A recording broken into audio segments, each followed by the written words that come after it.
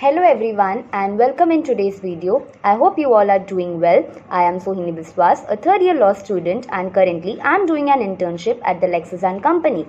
Today I'll be discussing the topic of protection of children from sexual offences, that is the POSCO Act 2012. The very inadequacy of the Indian Penal Code and the absence of the stringent legislation for effectively addressing and tackling the heinous crimes such as sexual exploitation and sexual abuse of the children gave birth to the commencement of the POSCO Act, as the very intention of the government establishment was to protect the children from the offences of sexual assault, sexual harassment and pornography, and to facilitate adequate legal machinery by establishing special courts for the trial of such offences and matters incidental connected to the Article 15 of the Indian Constitution, which mandates the state to protect the children of this nation, and in the lieu of United Nations conventions, the rights of the children, which prescribes the set of standards to be followed by the state parties in securing the best interest of the children. The commencement of the POSCO Act 2012 received the precedent assent on 19 June 2012 and was notified in the Gazette of India on 28 June 2012. The preamble of the POSCO Act emphasized that children protection legislation is necessary for proper development of the child so that his or her right to privacy and confidentiality will be protected and respected by every person by all means and through all the stages of the judicial process involving a child. The POSCO Act makes it imperative that the child protection is given a paramount importance to ensure the holistic development of a child's physical, emotional, intellectual and social faculties. The POSCO Act mandates the state parties to the Convention on the Rights of the Child are required to undertake all appropriate national, bilateral and multilateral measures to prevent, first, the inducement or coercion of a child to engage in any unlawful sexual activity. Second, the exploitative use of children in prostitution or other unlawful sexual practices. Third, the exploitative use of children in pornographic performance and materials.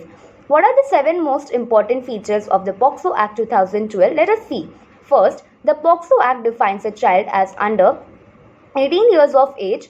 It encompasses the biological age of the child and remains silent on the mental age consideration. Second, it recognizes all forms of penetration and other than penile vaginal penetration and criminalizes acts of immodesty against children too. Third, with respect to pornography, this act criminalizes even watching or collecting pornographic content involving children under Section 15 of the Act and shall be punished with the imprisonment of either description, which may extend to 3 years, or with fine, or with both. This act makes abatement of children's sexual abuse an offence under Section 17 of the Act and is punishable under Section 18 of the Act with imprisonment of any description provided for the offence for a term which may extend to 1/2 of the imprisonment for life, or as the case may be, 1/2 of the longest term of imprisonment provided for the offence, or with fine, or with both. Next, it provides for the various procedural reforms under Section 19 to 22 of Chapter 5 under the Act, making the charring process of the trial in India considerably easier for children. The procedural formalities of reporting the case to Special Juvenile Police has made it easier to report child sexual abuse cases in the prompt and hassle-free manner.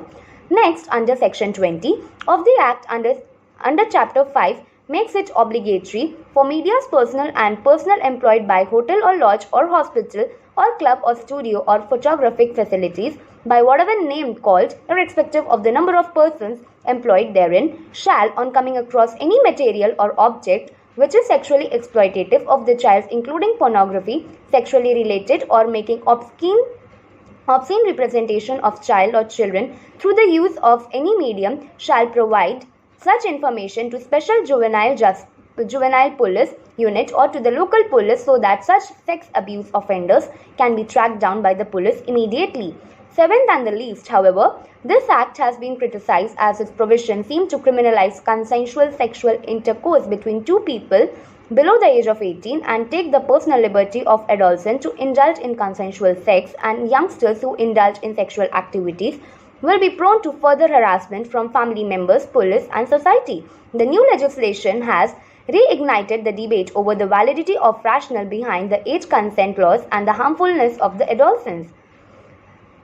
The statistics overview by the child organization Big Pictures of POSCO Act across India. As per the data collected by the Save the Children India, it is shown that recently the new child protection legislation like the POSCO Act has given more teeth to fighting child right violation. The number of cases registered for child abuse raised from 8,904 in the year 2014 to 14,913 in the year 2015 under the POSCO Act. Sexual offences and kidnapping account for 81% of the crimes against the minor as preventive measures designed to ward off strangers. Installing CCTV cameras and providing self-defense training will be ineffective as children do not know how to ward off unwanted sexual advances from their known relatives and acquaintances or workplace seniors they trust.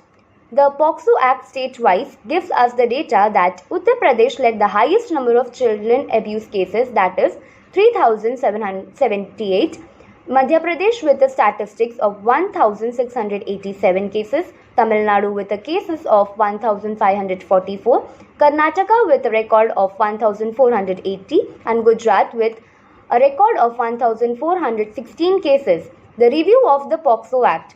The post-analysis of the POSCO Act 2011 was concluded in the review that most states have not yet notified special court or appointed special public prosecutors.